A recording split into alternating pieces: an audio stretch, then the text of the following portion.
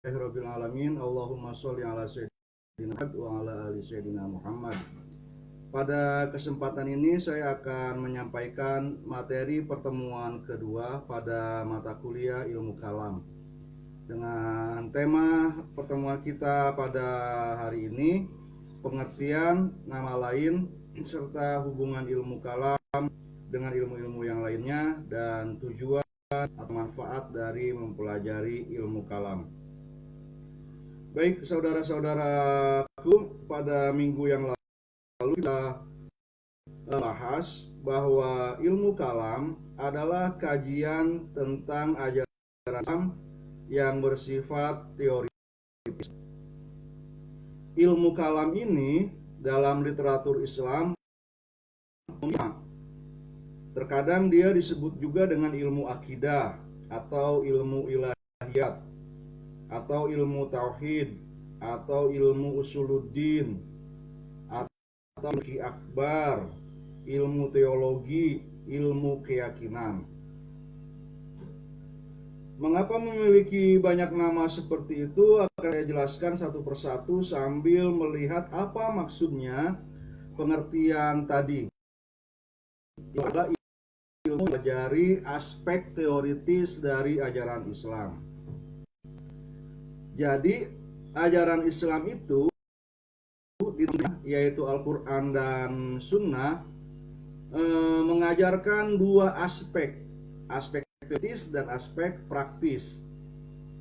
Aspek teoritis artinya ajaran yang berkaitan dengan hal-hal yang harus kita ketahui, percayai, imani, yakini. Ajaran-ajaran ini tidak memuat perintah atau larangan tertentu, tapi hanya menjelaskan apa yang ada, apa yang terjadi, dan harus kita ketahui serta yakini. Tapi walaupun dia tidak berkenaan perintah dan larangan tertentu, dia yang menjadi dasar bagi ajaran praktis, yaitu yang bagian kedua yang berkaitan dengan apa yang harus kita perbuat, apa yang harus tidak, apa yang boleh dan apa yang tidak boleh. Kalau yang teoretis itu berkaitan dengan pengetahuan, yang praktis ini berkaitan dengan perbuatan.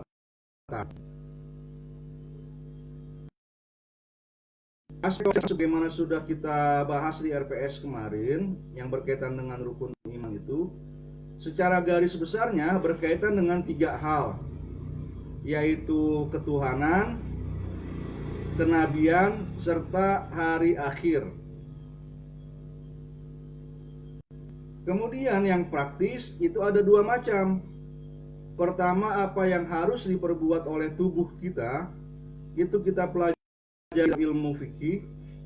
Yang kedua, apa yang harus dilakukan oleh jiwa atau hati kita, itu dipelajari pada ilmu yang umumnya dikenal di masyarakat kita dengan ilmu tasawuf. Orang yang menggelutinya disebut sufi. Dalam literatur Islam, ilmu tasawuf ini terkadang disebut dengan ilmu irfan atau gnostisisme, dan orang yang menggelutinya disebut sebagai arif atau gnostis.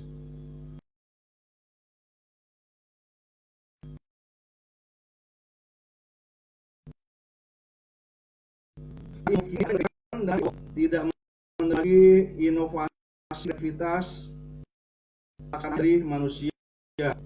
Itu yang kita sebut ibadah mahdoh, hal-hal yang bersifat ritual, seperti bagaimana cara sholat, zakat, puasa, dan haji.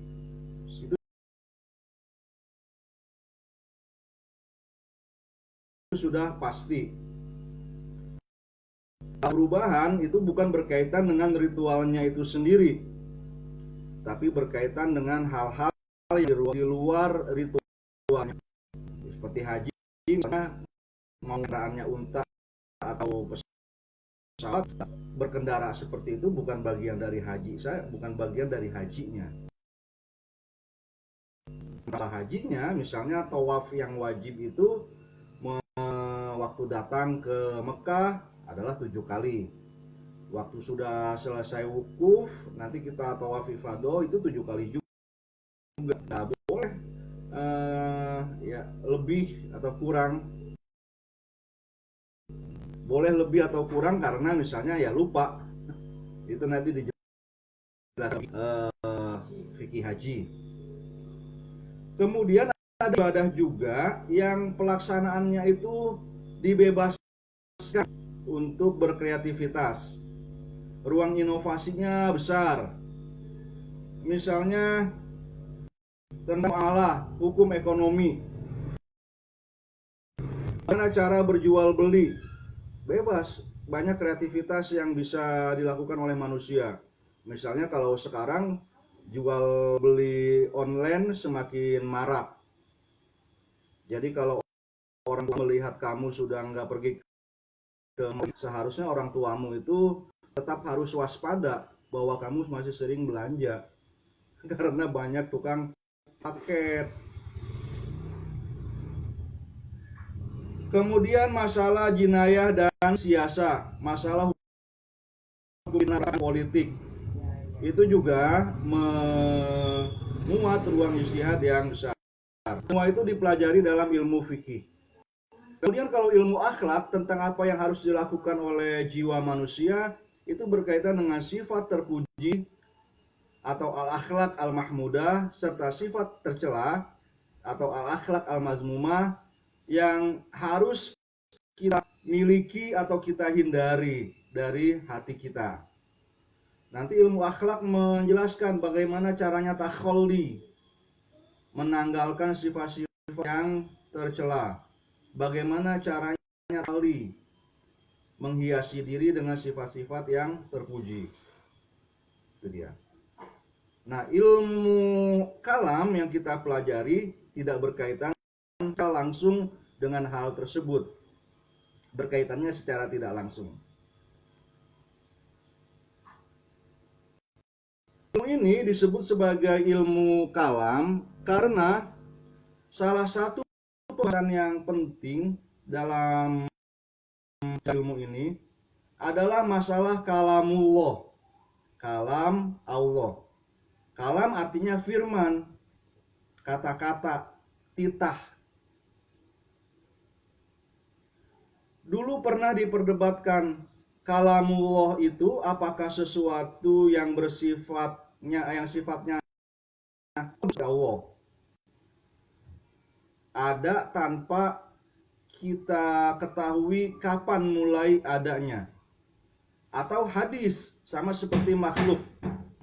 Kata hadis di sini bukannya hadis dalam pengertian ini ada Al-Qur'an, ada hadis. Hadis dalam pengertian yang terakhir ini adalah sabda. Tapi Allah itu qadim, sedangkan dalam hadis di sini artinya dia ada sekarang dan bisa kita pastikan kapan dia mulai ada. Walaupun kita nggak tahu, tapi kita bisa memastikan dia pernah nggak ada. Mengapa misalnya sampai ada perdebatan masalah ini terkait dengan Al-Quran? Karena Al-Quran itu kalamullah, sementara bentuk konkretnya sekarang yang ada di hadapan kita itu mushaf, dia terbuat dari kertas dan tinta. Kertas dan tintanya jelas berasal dari pohon atau materi lain di bumi ini, sehingga dia sifatnya hadis. Tapi Al-Quran itu kan wahyu yang turun sampai pada Nabi Muhammad. Waktu Nabi Muhammad menyampaikan kepada kita bentuknya kata-kata saja, yaitu adalah gelombang suara yang berasal dari mulut sampai ke telinga. Itu juga makhluk. Bagaimana suara pada level wahyu yang lebih tinggi pada saat dia turun dari Jibril kepada Nabi Muhammad atau dari Allah kepada malaikat Jibril gitu. Nah, di wilayah itu diperdebatkan masalah hadis dan qodimnya.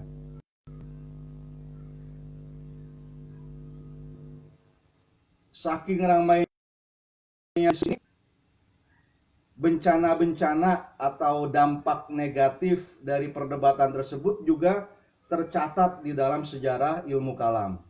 Silahkan Anda baca sejarah, namanya inkuisisi, pemeriksaan keyakinan umat. Banyak ulama yang sampai dipenjara atau dicambuk oleh penguasa karena berpandangan berbeda dengan pandangan penguasa dalam masalah apakah atau bukan. Silakan baca. Ilmu kalam ini disebut dengan ilmu akidah karena dia yang harus diyakini, harus kuat. Akidah itu berasal dari kata akdun, ikdun, akad, gitu ya. Transaksi itu akdun. Ikatan atau simpul. Kalau Anda belajar tali temali di pramuka, itu belajar bagaimana simpul menyimpul. Kalau sudah disimpul, itu bakal kuat. Kemudian disebut juga dengan ilmu ilahiyat, artinya ketuhanan. Karena di antara banyak doktrin kepercayaan yang harus diyakini dengan kuat di dalam hati, yang pokok dan mendasar adalah ketuhanan. Percaya kepada Tuhan ini menjadi dasar percaya kepada adanya malaikat, percaya adanya kitab-kitab suci dan rasul, adanya hari akhir, dan adanya kodok dan kodar dari Allah. Jadi sama seperti tadi, sebagian ulama menganggap yang penting adalah pembahasan kalamullah, maka ilmu ini disebut ilmu kalam. Sebagian lagi menganggap bahasa maka dia disebut sebagai ilmu ilahiyat. Ada lagi yang menyebut ilmu ini ilmu tauhid, karena yang terpenting menurut ulama ini di antara semua pembahasan tadi adalah doktrin tauhidnya di dalam ajaran Islam itu. Jadi memberi nama sesuatu yang besar dengan salah satu bagiannya yang dianggap sebagai pokok, sebagai sesuatu yang utama dan paling penting. Maka itu nama-nama yang berbeda. Ada nama lain yaitu usuluddin. Usul artinya pokok juga, sama seperti tadi. Pokok-pokok agama. Usul bisa juga diterjemahkan akar.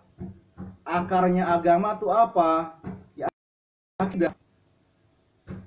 Bisa juga diterjemahkan sebagai pondasi. Seperti rumah. Ada pondasinya. Pondasinya agama adalah iman. Nah, kalau pohon ada akarnya, berarti dia ada cabang, ranting, dan daunnya.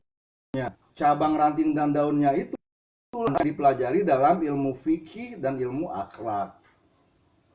Kalau rumah ada pondasinya, maka ada pilar, ada dinding, ada atapnya, ada aksesoris furniturnya. Nah, itu juga yang dipelajari dalam ilmu fikih dan ilmu akhlak. Pilar dan aksesoris-aksesoris yang memperdalam rumah kita. Karena itu, kalau ilmu kalamnya disebut usuluddin, maka ilmu fikih dan akhlak ini disebut sebagai furu'uddin. Kata furu' itu artinya adalah cabang. Kemudian disebut juga dengan fikih akbar. Penjelasannya seperti tadi. Fikih akbar, fikih gede itu yang betul. Sementara fikih yang biasa kita pelajari mulai dari toharoh dan selanjutnya itu fikih asgor. Fikih disebut juga dengan ilmu teologi dan ilmu keyakinan.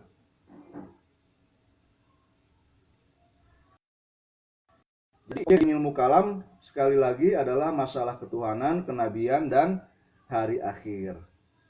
Sedangkan objek kajian ilmu kalam adalah sifat yang terpuji dan tercela. Objek ilmu fikih adalah perbuatan-perbuatan manusia. Perbuatan manusia ini bisa ditinjau perbuatan manusia dalam hubungannya dengan Allah, yaitu ibadah tadi, sholat, zakat, puasa, haji, atau dalam hubungannya dengan masyarakat. Hubungannya dengan masyarakat itu bisa dibagi menjadi dua. Hubungannya dengan keluarga atau hubungannya dengan masyarakat di luar keluarga. Hubungan dengan dalam hukum keluarga Islam atau istilahnya ahwal as-sahsiyah. Ada jurusannya di UIN. Hubungannya dengan masyarakat di luar keluarga terbagi dua lagi atau terbagi tiga. Yang pertama muamalah, bagaimana berdagang, memindahkan kepemilikan dengan jual beli, hibah, dengan sewa atau bentuk-bentuk yang lainnya. Itu hukum ekonomi Islam. Ada jurusannya S. Ada juga fakultasnya, Fakultas Ekonomi dan Bisnis Islam. Kemudian jinayah dan siasah. Jinayah itu kalau ada pelanggaran atas hak seseorang, bagaimana cara menghukumnya. Jadi ada hukum pidana dan perdata Islam. Kemudian ada siasah, hukum politik Islam. Bagaimana cara mengatur, memanage masyarakat ini dari segi politik. Memilih pemimpin, bagaimana mekanismenya. Kalau pemimpin tidak kita sukai, lantas kita ingin turunkan, itu juga bagaimana mekanismenya.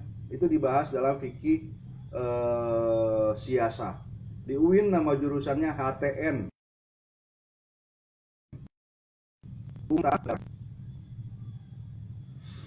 Kemudian ada banyak mazhab dalam ilmu kalam seperti banyak mazhab di dalam ilmu fikih. Ya itu bisa sendirilah mudah.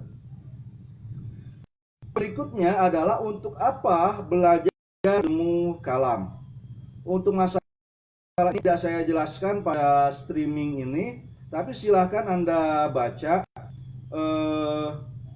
link dari blog saya yang saya sudah share di IG. Silakan lihat di sana. Kemudian terakhir ada rujukan-rujukan dalam bahasa Arab yang bisa Anda buka kalau Anda ingin mencari rujukan-rujukan kitab-kitab akidah. Kalau yang berbahasa Indonesia saya sudah sampaikan minggu lalu, misalnya melalui Ibusnas, atau sebenarnya ada satu link lagi, tapi sepertinya buku-buku yang di situ buku-buku bajakan. Sebenarnya saya sudah pernah buka di hadapan Anda pada minggu yang lalu. Saya nggak bakal ulang lagi, silakan Anda cari saja. Seperti itu. Kalau ada pertanyaan boleh di komentar, atau untuk kelas setelah ini saya akan ke Meet. Tadi saya akan masuk ke Meet, tapi saya tanya ke kelasnya belum ada respon. Apakah masih di kelas yang lebih pagi atau apa? Saya memulai siaran di sini. Terima kasih. Alhamdulillahirabbil alamin. Assalamualaikum warahmatullahi wabarakatuh. Enggak.